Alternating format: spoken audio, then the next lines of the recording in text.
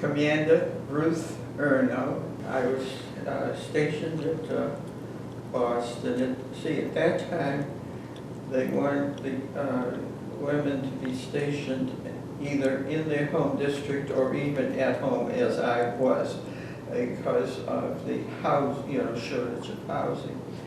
And so I was stationed in Boston. I was enlisted for a year, then went up for my commission, and then came back, and I was in charge of the very station that I had been in. And I lived at home, and of course when you're in communications you work around the clock, so I was always having breakfast because I was either just getting off work, having worked all night to go to bed, or just getting up to go back to work. I was from Boston. I was stationed in Portsmouth, New Hampshire. And of course the main thing that would happen is when the ship would be in, the radio man from the ship would serve the shore. And of course the standard comment was, I never worked for a woman before, and I would say, and I never served on a ship, and but we got along okay. And so I was stationed in Boston, and then I became a communications officer in Portsmouth, New Hampshire, and lived in Kittery, Maine.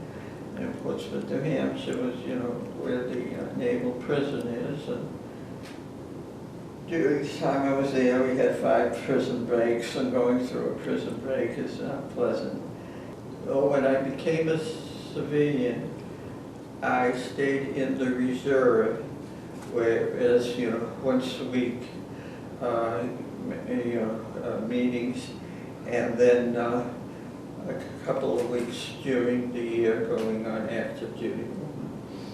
And I was, during the time, that time, I taught naval history, and then when I went on active duty, I was usually in charge of a civilian group going on active duty, which were all men. I was the only woman. The men were most uncomfortable because they either were so young that oh, my mother won't believe this. They tried to keep you as close to your home because of the billeting problem, yes.